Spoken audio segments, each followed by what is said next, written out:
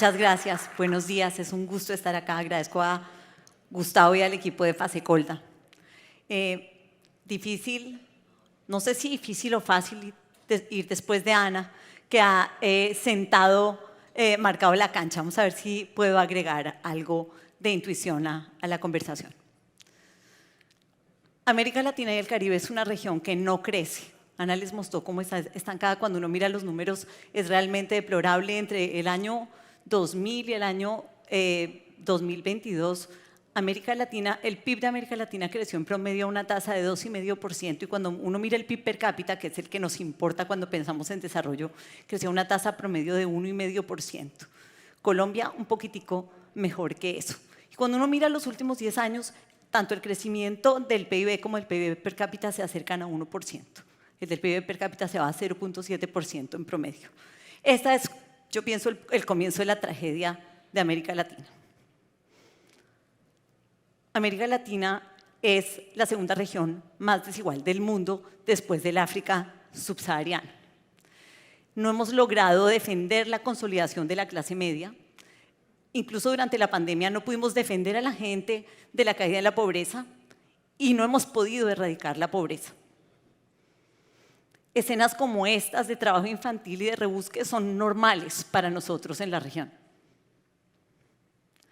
Tenemos un Estado que no llega a todos los rincones con servicios de infraestructura de buena calidad. Tenemos un gran descontento social que permea la región, que se ha traducido en violencia, y tenemos en general violencia, medida por los homicidios per cápita. América Latina es la región más violenta del mundo. Y enfrentamos el reto de acomodar un movimiento muy grande de personas sobre el territorio. Yo les diría que la región está atascada. A los economistas, al comienzo de la carrera, nos enseñan a pensar que el crecimiento económico y la equidad son objetivos que compiten entre sí. Después de mirar con cuidado en los últimos años a la región, yo pienso que nosotros estamos en otro lugar. Estamos, tal vez porque estamos más lejos de la frontera de desarrollo.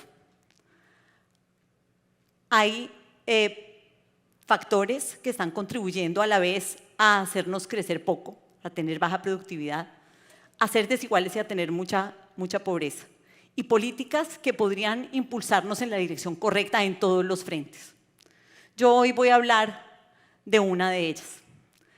La manera en la que se organizan la actividad productiva y los mercados de trabajo en nuestros países, que es una cosa común a los países de América Latina. Ahorita les voy a mostrar algunos datos. Es uno de los factores que están detrás de la desigualdad y de la baja productividad de nuestras economías.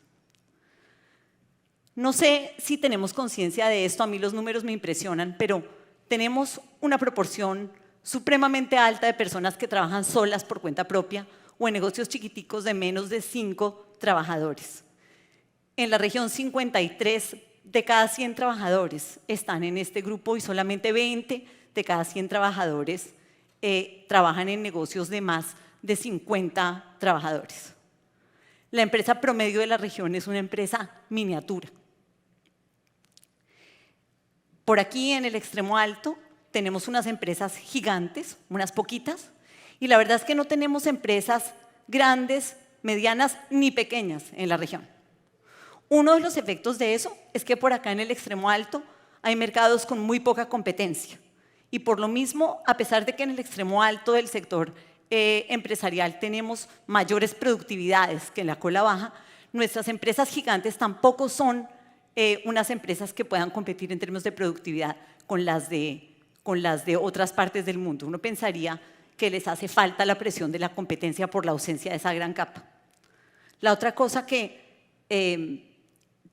creo que ya dijo Ana María es que esto se parece bastante a la distribución del ingreso. Cuando uno mira la distribución del trabajo y de la actividad económica entre autoempleo y tamaños de firmas, esto es un espejo de la manera como se distribuye el ingreso.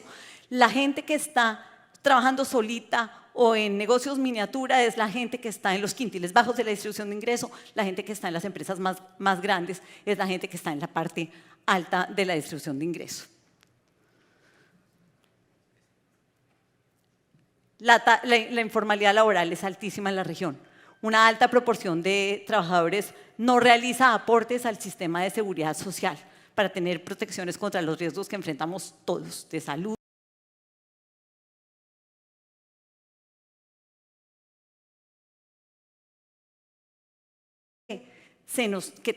También, para mí es como un descubrimiento reciente, no tenía conciencia de eso, y es que estos porcentajes de informalidad, una parte son consecuencia de incumplimiento, pero una parte grande son resultado de marcos regulatorios que simplemente han excluido a alguna parte de la población de la posibilidad de estar afiliados a estos sistemas.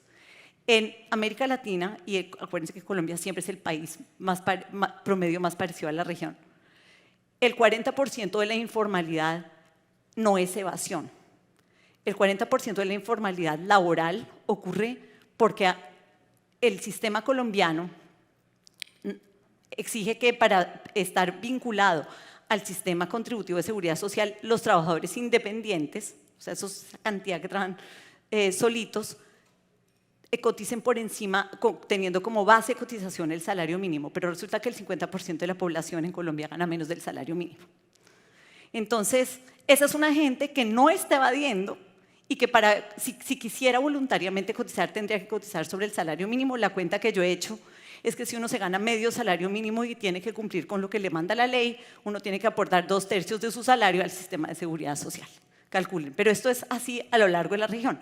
Los trabajadores rurales y los trabajadores independientes no existen bajo el marco regulatorio de los sistemas de protección social. En la mayoría de los casos, las únicas dos excepciones son Brasil y Argentina, donde todo el mundo está obligado. ¿Qué tenemos entonces? En un lado de la distribución de tamaños, digamos de tamaños de negocios y autoempleo, tenemos baja productividad laboral que se traduce en bajos ingresos. A veces se nos olvida que esa conversación es una sola. Y desprotección. Y en el otro lado, ingresos más altos, mayor productividad y eventualmente personas más protegidas en los casos en que los sistemas contributivos realmente logran funcionar. Uno de los resultados tremendos de la ausencia de esa capa de empresas pequeñas, medianas y grandes es la ausencia de una gran clase media, como quiera que se la defina. De hecho, una pequeña cuña en el Banco Mundial, estamos otra vez volviendo a mirar a la clase media. Pensábamos en la primera década de los 2000 que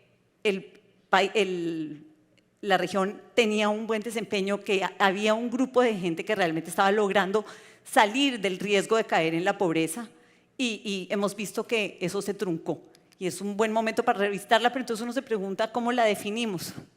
¿Qué piensa uno? Estabilidad laboral, la tranquilidad financiera para poder dedicar una parte del presupuesto a consumir ocio y entretenimiento. Hoy yo diría, en relación con lo que nos reúne hoy, las personas que logran demandar aseguramiento, donde parte de su bienestar va a estar en reducir la incertidumbre que enfrentan en una serie de posibilidades. Mientras no existe esa gran clase media, el mercado de aseguramiento, por lo menos en lo que tiene que ver con el sector de hogares, va a ser una cosa limitada y reducida en la región. ¿Por qué es que funcionan las economías de América Latina de esta manera? Una posible explicación que hemos revisado en trabajo con mi colega y amiga Marcela Eslava, la decana de Economía de la Universidad de los Andes, es que no es por composición sectorial. Incluso cuando uno abre sectores, hay algunos sectores que tienen una composición un poquito distinta, que están un poquito más tirados hacia los negocios más grandes, pero esto es recurrente en todos los sectores productivos en América Latina. Nos diferencia de cómo ocurre en otras regiones. Parte del ejercicio que hemos hecho es comparar esto cómo funciona no solo en comparadores del mundo desarrollado, sino en países asiáticos y en otras latitudes con países de los mismos niveles de desarrollo, distintos niveles de desarrollo. Somos particulares por esto. Y tampoco es por el momento de desarrollo. Hay gente que dice, no, es que cuando lleguemos a tener tal PIB per cápita esto va a ser distinto. No, la verdad es que Estados Unidos, cuando tenía un PIB per cápita similar al de los países de la región, ya tenía una configuración de la actividad económica totalmente distinta. Entonces, yo quiero dejar estos dos mensajes. Yo creo que hay dos candidatos posibles para eso que estamos viendo. La manera en que hemos diseñado los marcos regulatorios y el problema de capital humano. Sobre lo primero, por supuesto que tiene que haber, digamos, una visión de política, una visión de sociedad que se manifiesta a través de cómo los gobiernos organizan la regulación, organizan la política pública. No quiero dar la impresión, con lo que voy a decir a continuación, de que uno no debería meter la mano en los mercados. Creo que es una herramienta de política, la regulación, para pensar cómo es la sociedad que queremos. Pero cuando me refiero a marcos regulatorios como una parte del problema, me refiero a los pequeños detalles del diseño regulatorio que a veces ponemos con la mejor intención y que tienen resultados en dirección contraria a la que quisiéramos. ¿Qué marcos regulatorios? Los marcos regulatorios del mercado laboral, del sistema de protección social, de la tributación. Estamos, para dar un ejemplo, estamos llenos de pequeños detalles que uno dice, caramba, si cambiáramos esto de pronto, habría unos incentivos distintos para invertir. Pensemos nada más en los sistemas tributarios y lo que significa la manera en que tasamos la actividad productiva. En toda la región nos ha encantado montar sistemas especiales para las empresas más chiquitas. Sistemas especiales que saltan a brincos, de manera que si uno crece un poquito, inmediatamente cambia de categoría y se vuelve costosísimo crecer. En algunos países de la región, que digamos, son casos extremos, hay salarios mínimos distintos para los distintos tipos de empresa, de suerte que si uno pasa de tener 10 trabajadores o menos a tener 11 o más, el salario mínimo que le tiene que pagar a sus trabajadores salta. Y estamos plagados de este tipo de problemas en esos 3 marcos regulatorios al menos, que son tremendamente complejos. Y sobre el tema de capital humano, pues ya hemos visto la tragedia que es el tema de calidad, pero en esencia lo que tenemos son sistemas de educación y de formación para el trabajo que no consiguen producir personas que logren un buen enganche en el mercado laboral, que al final es la buena medida de la calidad de un sistema educativo.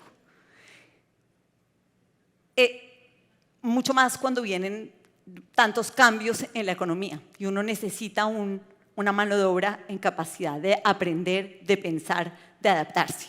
Gravísimo cuando estamos sacando de los colegios niños que no saben leer, escribir y que no comprenden bien lo que leen. En el otro lado del capital humano, para pensar la gravedad, digamos, del problema, tampoco tenemos capacidad gerencial que se compare con la de otras regiones. Una cosa que es impresionante es que en las encuestas del Banco Mundial que tratan de evaluar capacidad gerencial, nuestros gerentes se sobrecalifican con frecuencia con respecto a las medidas objetivas de su calidad. O sea, tenemos problemas de capital humano a lo largo de toda la distribución de educación. Para mí esos son 2 grandes retos que enfrenta la región. Fíjense lo que nos pasó durante la pandemia y su relación con la manera en que, de lo que vengo hablando, con la manera en que está organizada la actividad económica y el trabajo. Los primeros que se quedaron sin ingreso un día para otro eran todas esas personas que trabajan por cuenta propia y que estaban completamente desprotegidas. Y la informalidad significó personas invisibles para el Estado, porque no estaban en ninguna parte. Nuestros países hicieron lo que podían respondiendo con el pilar de asistencia social del sistema de protección social, porque en nuestros países no hay seguros de desempleo y mucho menos seguros de desempleo para trabajadores independientes. Eso es algo que no se nos ha ocurrido por ninguna parte cómo podría montarse. Entonces lo que teníamos eran unos registros sociales donde están las personas que reciben transferencias para mitigación de pobreza y de ahí partieron los países que tenían algún programa de transferencias de variada calidad a lo largo de la región y de variado alcance en términos de la cantidad de personas que estaban en esos registros. Parte de la tragedia es que los que se golpearon mucho durante la pandemia no todos eran pobres y estaban como muy cercanos, digamos, de una línea donde se caían, pero fueron personas que al momento de atender simplemente no había cómo ubicarlas. Finalmente, sobre los cambios estructurales de la economía y su impacto sobre el sector asegurador, que fue el título que le puso a nuestra sección Gustavo Morales.